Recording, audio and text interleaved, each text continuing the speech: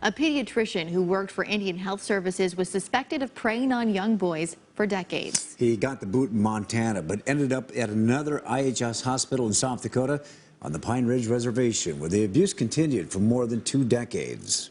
Today, a federal judge gave Stanley Patrick Weber 5 consecutive life sentences for sexually abusing Native American boys in South Dakota.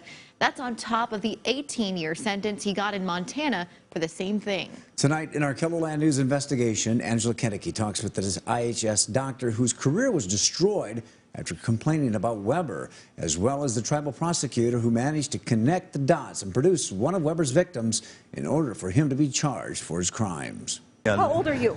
I'm 70. From the moment Dr. Mark Butterbrodt met Dr. Stanley Patrick Weber in 1996, he knew something wasn't right. But at what point did you think he was going after children or targeting children?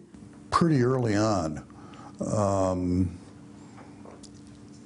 It was apparent to me that he had a proclivity for seeing cute boys. Dr. Butterbrodt's suspicions only grew stronger. People were whispering in my ear about him.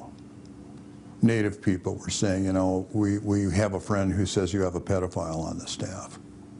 And I didn't find out till much later that when he was hired, or when he transferred from Montana in '95, that the Montana people had warned Pine Ridge that this guy is bad, don't hire him. But hire him they did. Dr. Butterbrodt took his concerns up the chain of command at IHS, but they were ignored. When Weber applied for reaccreditation of his medical staff privileges, he was under investigation by the South Dakota State Board of Licensing.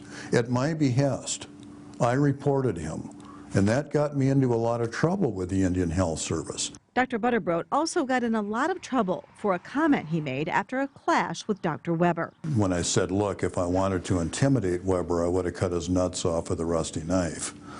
And that went right to headquarters. And the next thing I knew, I was heading up to Belcourt involuntarily. A big chunk of my salary was withheld. I was threatened with a court-martial. I was threatened with losing 19 years of service in the Indian Health Service. However, Dr. Butterbrodt thought the issue would be resolved when child pornography was found on Weber's supervisor's computer. And he was the fella who went out and investigated Weber when I'd called the FBI, and the FBI said, no, we don't have anything because there's no victim. Ronald Dean Keats, who worked for IHS in Aberdeen, pled guilty to possession of child porn. But Weber seemed untouchable. He was made the medical director. You're banished and he's made the medical That's right. They put him in charge. Dr. Butterbrodt says Weber was suspended and wasn't supposed to be seeing patients at all. He continued to see his, what people called Weber's boys. And I don't want to seem like I'm trying to be a hero or anything. It wasn't until several years later that former EMT and tribal prosecutor Elaine Yellowhorse remembered a conversation she had with Dr. Butterbrodt about Weber. I was thinking, oh, okay, well, you know, he's a doctor, and if this is really happening, someone's going to do something about it. When she discovered that nobody had, she used her connections to locate a woman who knew who some of Weber's young victims were. Me being from Pine Ridge, talking to this woman, she trusted me enough to give me the information I needed to, you know, start everything. Yellowhorse was able to do something the FBI could not: find a victim to come forward. But she gave me one name, and then I passed that name on to the Attorney General, who then passed it on to the criminal investigators. KELOLAND Investigates does not identify victims of sexual abuse without their consent, but Weber's victim is a man in his 30s in state prison for aggravated assault. He testified at both Weber's trial and sentencing. Just can't stop thinking about like how scared I was whenever this was happening to him. Once one Weber victim was willing to talk, others also came forward.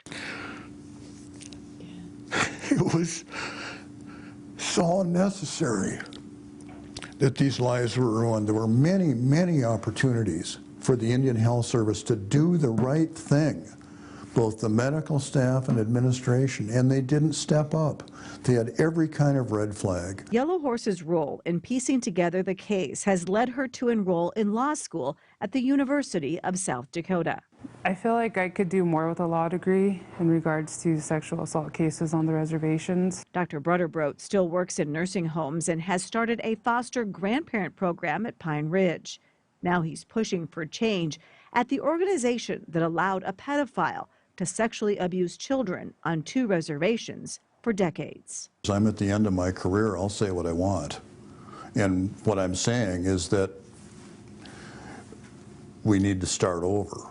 I mean, it would be better if IHS just folded up the tent and we tried something else.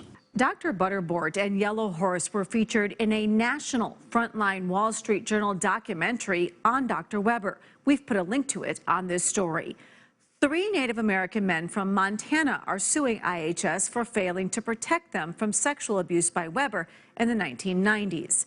A year ago, the head of IHS promised sweeping new policies and procedures to better protect patients after Weber's case got national attention. And I know many of you are asking, how could this happen?